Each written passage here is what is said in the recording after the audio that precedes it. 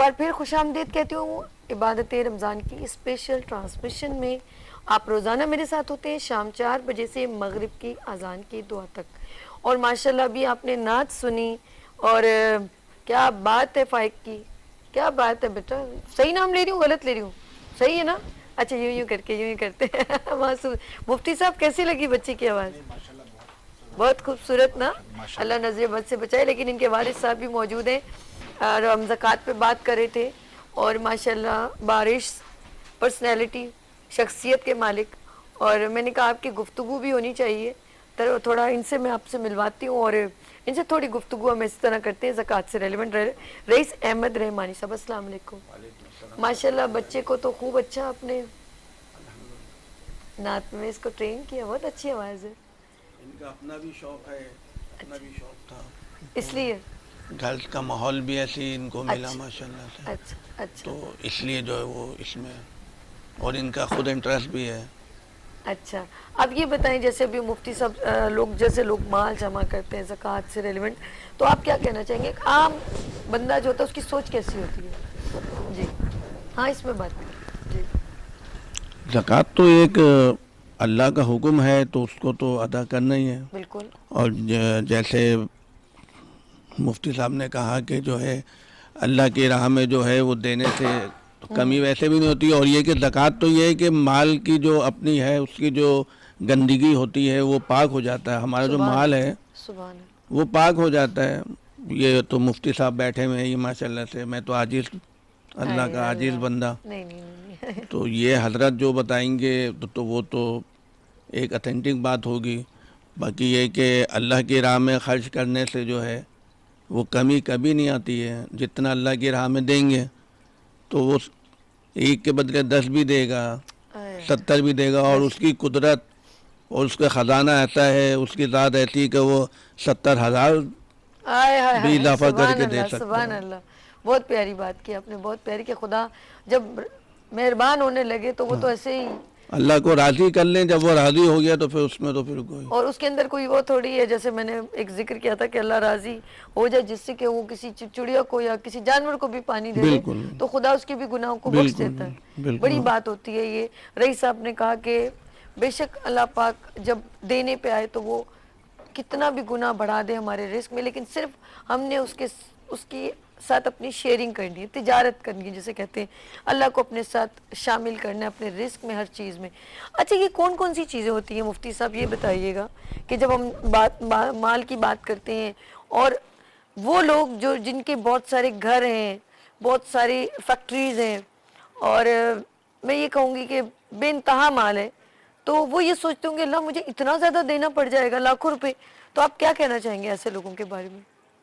دیکھیں آپ نے ابھی ایک واقعہ بھی سنا تھا انٹرویو میں, وہ قارون کا, کہ 40 اونٹوں پر اس کے خزانوں کی چابیاں وہ لاد کر لے کے جایا کرتی تھی. تو کتنا خزانہ ہوگا اس کے پاس, جب چابیاں ہی اتنی ہیں تو خزانے کا عالم کیا ہوگا. لیکن جب اللہ تبارک و تعالیٰ کے نبی حضرت موسیٰ کلیم اللہ علیہ نبی علیہ الصلوۃ والسلام نے زکوٰۃ کا مطالبہ کیا, اس نے انکار کر دیا. اس نے کہا میرے پاس اتنا سارا مال, میں اگر یہ مال اللہ کی راہ میں خرچ کروں گا تو میرا تو مال اتنا کم ہو جائے گا. اس نے انکار کر دیا, اس نے نہیں دیا. اور اللہ نے پھر اس کے ساتھ کیا کہ مال سمیت اللہ تبارک و تعالیٰ زمین میں اسے دھنسا دیا, غرق ہو گیا وہ. پیارے آقا دو جہاں صلی اللہ علیہ وسلم ارشاد فرماتی ہیں کہ اگر کوئی شخص زکوٰۃ نہیں دیتا, زکوٰۃ کا انکار کرتا ہے, تو اس کا حال جو ہے وہ قارون کے ساتھ ہوگا. اللہ جو جس سے محبت کرے گا, تو اگر بندہ مال سے محبت کرے گا تو کل بروز قیامت مال ہی اسے سانپ کی شکل میں اس پر مسلط کیا جائے گا, کیونکہ مال سے محبت کی ہے. زکوٰۃ لازم کرنے کا ایک فائدہ, ایک وجہ یہ ہے کہ اس کی وجہ سے, زکوٰۃ دینے کی وجہ سے انسان میں بخل کم ہو جائے, سخاوت کا مادہ جو نا اس میں بڑھ جائے, کہ بس میں نے دینا ہے اللہ کی راہ میں, مجھے اللہ نے دیا ہے, یہ مال میرا نہیں ہے اللہ کا ہے. جیسا کہ حضرت ایوب علیہ السلام اللہ کے نبی ہیں, کثیر مال تھا, کثیر باغات تھے آپ کے پاس, آپ کا گھر کثیر, آپ کے گھر تھے, آپ کی ازواج تھیں, آپ کی اولاد تھی. حضرت ایوب علیہ السلام کا وہ سارا مال جو ہے اللہ تبارک و تعالیٰ نے ایک لمحے میں واپس لے لیا. کسی نے آ کر کہا کہ اے ایوب جانتی ہیں کہ اللہ نے آپ کا سارا مال لے لیا, سارا مال تمہارا ہلاک ہو گیا, تمہاری اولاد ہلاک ہو گئی, ازواج نے ساتھ چھوڑ کر چلے گئے, لوگ ساتھ چھوڑ کر چلے گئے, تو مال ختم ہو گیا. تو حضرت ایوب علیہ السلام کا ایک جملہ جو ہے وہ ہمارے ناظرین سنیں اور اسے اپنے ذہن میں ہمیشہ کے لیے محفوظ کریں. حضرت ایوب علیہ السلام کہتی ہیں میرا تھا کیا, جس کا تھا اس نے واپس لے لیا. تو یہ مال ہمارا نہیں ہے. اگر اللہ تبارک و تعالیٰ نے کرم فرمایا ہے, فضل فرمایا ہے, اللہ نے ہمارے مال میں برکت دی ہے اور اللہ تبارک و تعالیٰ نے ہمیں کسی کا محتاج نہیں کیا, ایکسٹرا آنری اللہ تبارک و تعالیٰ نے ہمیں رزق دے دیا ہے, تو اللہ کا ہی مطالبہ ہے وَآتُوا الزَّکَاۃَ, زکوٰۃ دو. تو زکوٰۃ دینے کا حکم اللہ تبارک و تعالیٰ نے بارہا قرآن مجید فرقان حمید میں دیا ہے, تو اس لیے ہمیں زکوٰۃ کو دینا چاہیے. دیکھیں اللہ یہ نہیں کہتا کہ آپ جس گھر میں رہتے ہیں آپ کے ضرورت کا وہ گھر ہے تو گھر پر زکوٰۃ دینی پڑے گی, آپ کو اللہ تعالیٰ نے یہ نہیں کہا, بلکہ جو ضرورت سے ہٹ کر آپ کے پاس سامان ہے اللہ تعالیٰ اس پر زکوٰۃ کا مطالبہ کرتا ہے. ٹھیک ہے, اس کے اوپر زکوٰۃ آپ کی بنے گی, آپ کو زکوٰۃ دینی پڑے گی.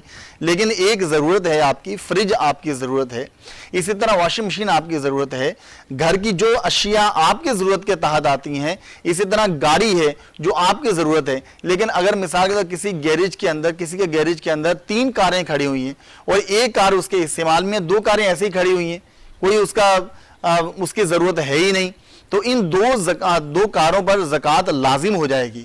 لیکن اگر وہ 3 کاریں ہیں, وہ کبھی ایک کار چلاتا ہے, کبھی دوسری چلاتا ہے, کبھی تیسری چلاتا ہے, کبھی وائف لے جاتی ہیں, کبھی شوہر لے جاتا ہے, کبھی بچہ لے جاتا ہے, اب یہ تینوں کاریں جو ہیں وہ ضرورت میں آ گئی ہیں, اب اس پر زکوٰۃ نہیں بنے گی. لیکن اگر 2 کاریں بالکل کھڑی ہوئی ہیں, کوئی بھی نہیں اس کو چلا رہا, کوئی بھی استعمال نہیں کر رہا, تو اب اللہ تبارک و تعالیٰ ارشاد فرماتا ہے کہ ان 2 کاروں پر آپ کو زکوٰۃ ادا کرنی ہوگی. پڑی. اچھا جی, فائق کی طرف چلتے ہیں. فائق نعت رسول مقبول صلی اللہ علیہ وسلم پیش کریں.